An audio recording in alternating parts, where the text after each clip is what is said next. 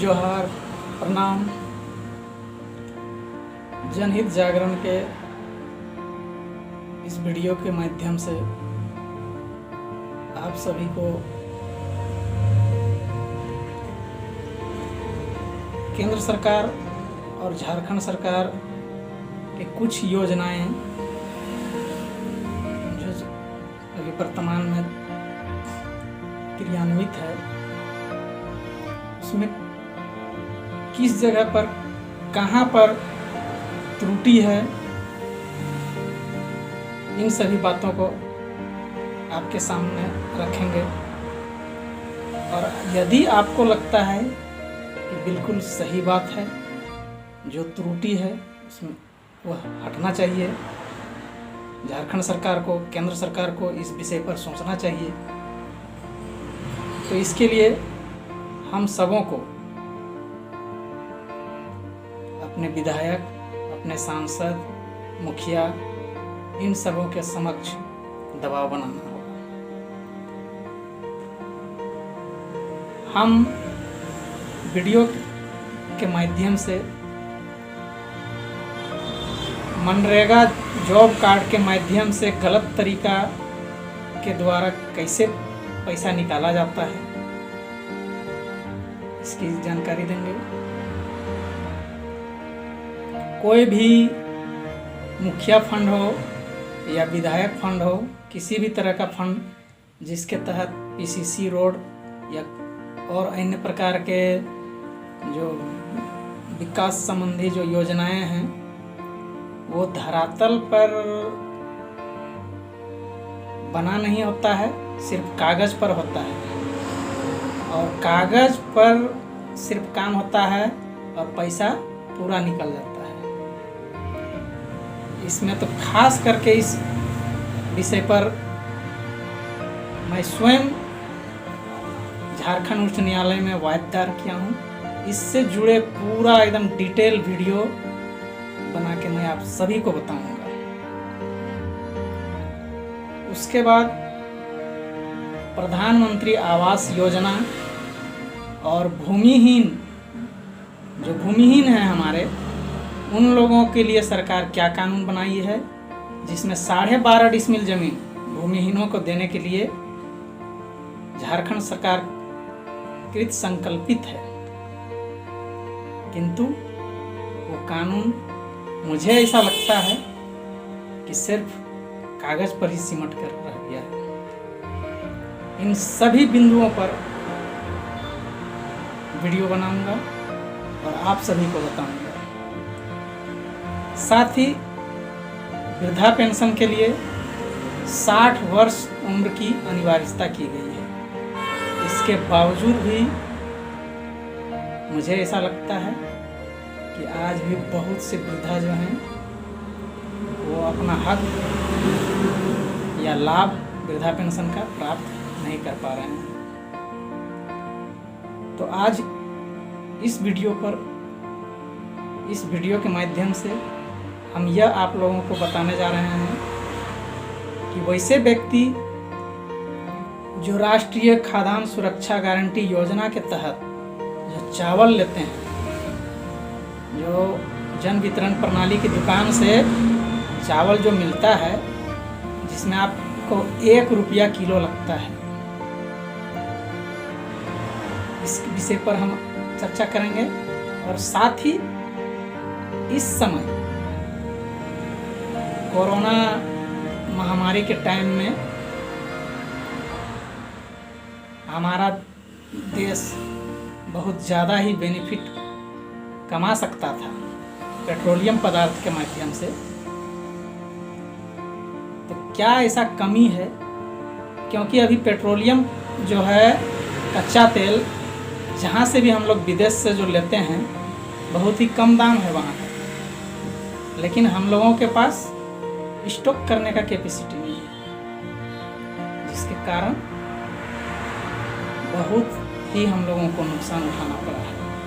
और आगे भविष्य में भी जब भी इस तरह का कमी जब पेट्रोलियम पदार्थ में आती है, तो हमारे पास, हमारे देश को स्टॉक करने का कैपेसिटी ज़्यादा नहीं रहने के कारण बहुत ही ज़्यादा घाटा उठाना पड़ता है। और सरकार इस बिंदु पर उतना मतलब क्या समझा जाए कि दिल से इस पर न विचार करती है, न ही इस पर कोई ठोस कदम उठाती है। तो आगे बढ़ाते हैं बात को। सबसे पहले चर्चा करते हैं पेट्रोलियम पदार्थ का। तो वर्तमान में विदेश से जो हम लोग पेट्रोल कच्चा तेल जो आता है, अभी लगभग आप लोगों का समझने का भाषा के अनुसार से अगर कहा जाए तो 1 लीटर 18 से 20 रुपया पड़ रहा है, जिसमें ट्रांसपोर्टिंग और रिफाइनिंग दोनों उसमें ऐड है। तो यानी 20 रुपया लीटर, 1 लीटर 20 रुपया में आ रहा है हमारे देश में। और अब आप जहाँ भी हैं, जिस राज्य में हैं, वहाँ डिफरेंस रेट में बिक रहा है। तो उससे आप एक अंदाज़ा लगा लीजिए कि 20 रुपये का पेट्रोल अगर आप 80 रुपया में ख़रीद रहे हैं, तो उसमें केंद्र सरकार का एक्साइज ड्यूटी और राज्य सरकार का वेट, और उसी में पेट्रोल पंप जो कंपनी है उन लोगों का कमीशन, ये 3 तरह का टैक्स उसमें जुड़ रहा है। अब कोई भी सामान जो 20 रुपया में यहाँ आया, वो अगर आप 80 रुपया में ख़रीद रहे हैं, तो मान के चलिए कि 60 रुपया आपको टैक्स लग रहा है। हालांकि अभी के समय जो स्थिति है, एक तो बॉर्डर में तनाव है, सभी तीनों सेनाएं अलर्ट पर है। इससे क्या हो रहा है कि सरकार को बहुत ही ज़्यादा खर्च करना पड़ रहा है। दूसरी ओर कोरोना का जो महामारी है वो भी समस्या है। लॉकडाउन के कारण सरकार के पास जो आने का जो पैसा टैक्स के रूप में जो सरकार के पास जो आता है, वो अगर मान लिया जाए, अनुमान करते हैं कि अगर 50 रास्ता है पैसा आने का सरकार के पास, तो अभी मात्र 20, 25, 30 रास्ता ही खुला हुआ है, बाद बाकी रास्ता अभी बंद है। और ऐसी स्थिति में बॉर्डर पर तनाव है, कोरोना महामारी है, इन सभी को जूझना है। इसलिए जनता पर ये एक्स्ट्रा बोझ पड़ा हुआ है और अंदाजा है कि और पड़ेगा। अब 20 रुपया का सामान आप 80 रुपया में खरीद रहे हैं, 60 रुपया टैक्स है इसमें। हालांकि यदि अगर कोरोना महामारी नहीं रहता या बॉर्डर पर तनाव नहीं रहता, और ऐसी स्थिति में यदि तेल का दाम बढ़ता, तो मुझे लगता है कि वो अनैतिक होता। लेकिन जब ऐसी स्थिति है कि बॉर्डर पर तनाव है और कोरोना महामारी है, इस कारण से सरकार के पास व्यय करने के लिए पैसा चाहिए, और पैसा आने का रास्ता जो है यही सब है, प्रत्यक्ष और अप्रत्यक्ष रूप से जो कर आते हैं।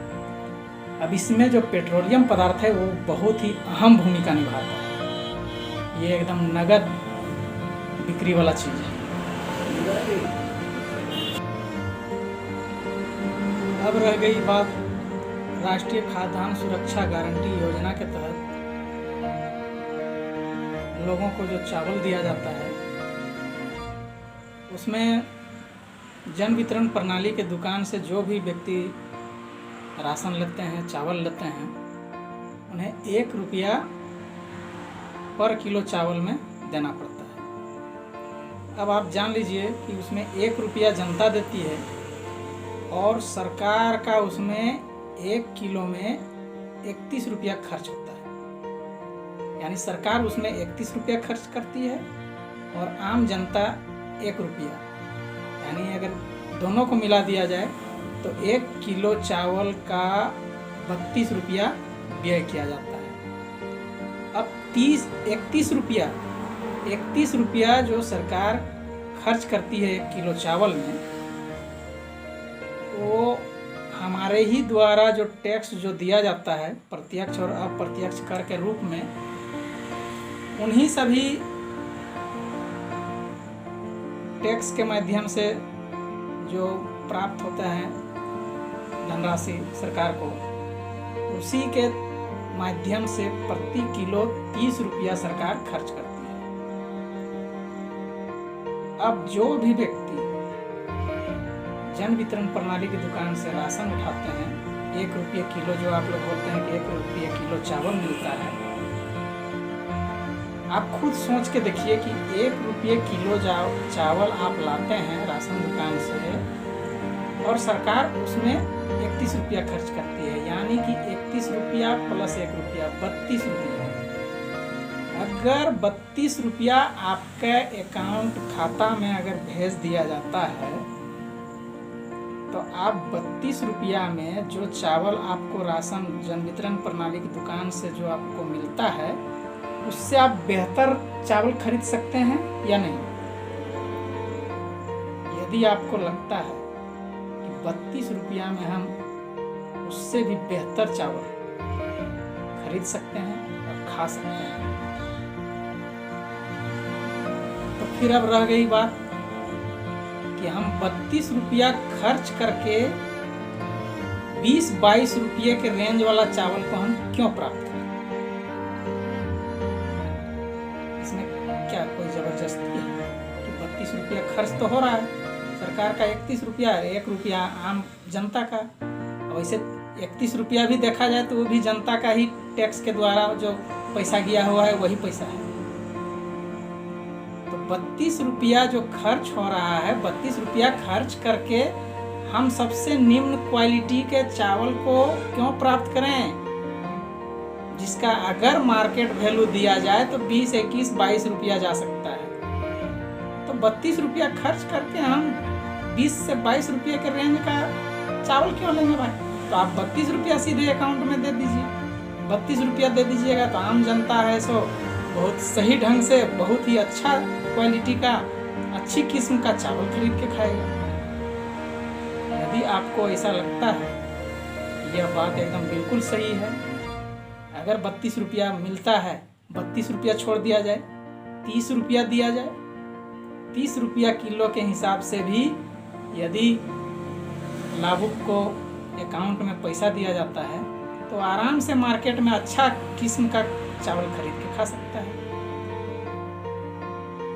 तो इन सभी बातों के लिए आप अपने जनप्रतिनिधि, MLA, MP, मुखिया, इन सबों पर दबाव डालकर सरकार पर दबाव बनाइए। जो सही है वो होना चाहिए। यदि आपको ऐसा लग रहा है यह बात सही है और ऐसा होना चाहिए, तो आप इस वीडियो को ज़्यादा से ज़्यादा फैलाइए और आगे मनरेगा जॉब कार्ड में किस तरह से धांधली करके गलत तरीका से पैसा निकासी किया जा रहा है। कोई भी रोड कागज पर सिर्फ बना हुआ है, धरातल पर बना हुआ नहीं है और पैसा निकल चुका है ना। इसके बावजूद भी सरकार सोई हुई है, इसका पुख्ता प्रमाण मेरे पास है। प्रधानमंत्री आवास सही मायने में जो गरीब है उसे नहीं मिल रहा है। झारखंड सरकार भूमिहीनों के लिए 12.5 डिसमिल जमीन देने के लिए कानून बनाई है जो सिर्फ कागजों पर सीमित है। उसके बाद वृद्धा पेंशन के लिए 60 वर्ष का उम्र अनिवार्य है, उसके बावजूद भी वृद्धा पेंशन जो है उनको ये लाभ नहीं मिल रहा है। इन सभी बिंदुओं पर क्रम अनुसार से हम वीडियो बना के आप सबों के समक्ष रखेंगे। अगर इन सभी विषयों के बारे में आप जानकारी और पुख्ता जानकारी और जो भी हम बोल रहे हैं उसका मेरे पास डॉक्यूमेंट्री प्रूफ एविडेंस है।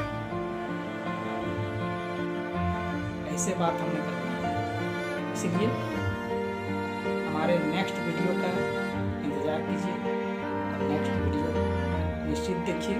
आपको इन सभी बातों का पुख्ता प्रमाण और तथ्य के आधार पर मिलेंगे।